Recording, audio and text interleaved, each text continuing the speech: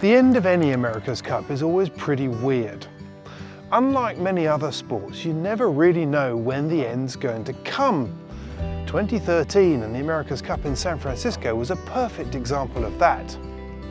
But when it does, years of planning and preparation, months of racing and speculation come to an abrupt halt, as if someone's just switched the power off.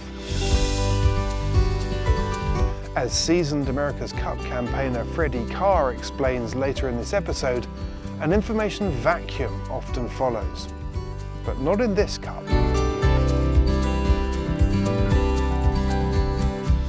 Rumours have been circulating as to what was going to happen next for weeks.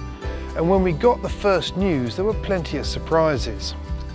So just before I headed home, I took a look at what the future for the next America's Cup might look like.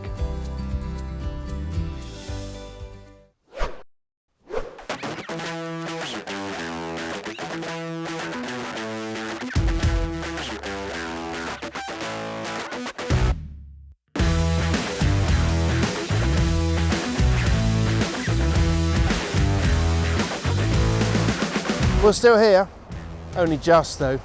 It's a very hard city to leave, I've learned that over the years. But leave we must, it's time to get back up to the Northern Hemisphere. But before I head back, the big story down here is about what happens to the America's Cup next.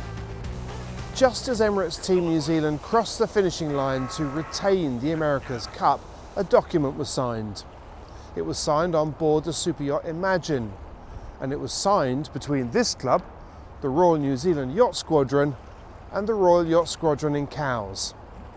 And that document was the challenge for the 37th America's Cup.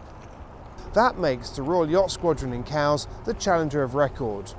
And as such, they're responsible for negotiating with this club about what happens in the next America's Cup. Plus, they're responsible for managing any challenger series that might happen.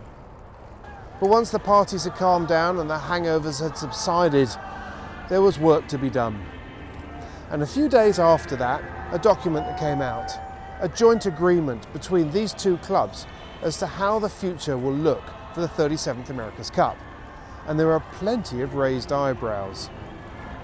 In that document, and it was a short document, there were a number of clues that seemed to support some of the gossip that's been floating around.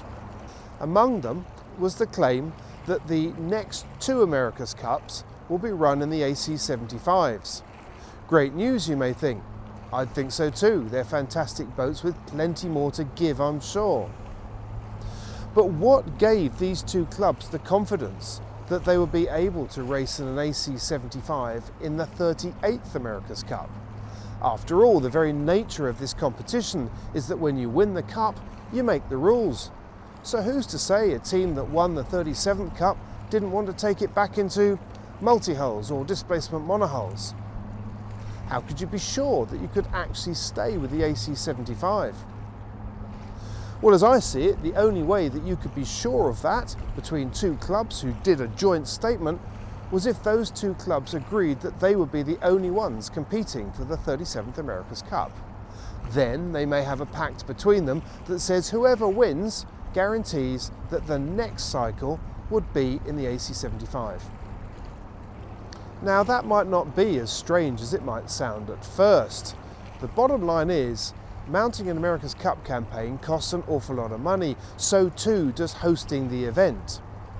A quick turnaround would presumably be good news for the Kiwis. Normally an America's Cup cycle is something like 3 or 4 years. That's an awful long time to try and get a sponsor to buy into a campaign.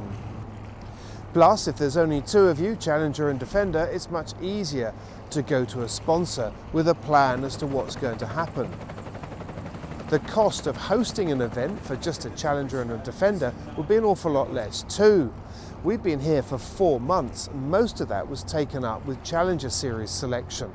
If you don't have to do that, the America's Cup match could be over in a matter of weeks. The other potential benefit is that it keeps the America's Cup in the public eye. It keeps racing out there in front for a meaningful trophy as well. We've seen in the past with America's Cup World Series events that you can get people really interested, But it's still not quite the America's Cup, and sometimes not even in the boats that are going to be used for the Cup. So a quick match between Ineos Team UK and Team New Zealand in the UK, what a prospect that would be.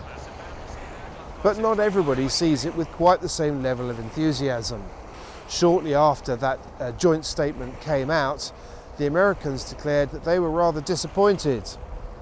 The New York Yacht Club, who are represented by American Magic down here, had spent a great deal of time putting together a hefty document on how they saw the future of the America's Cup.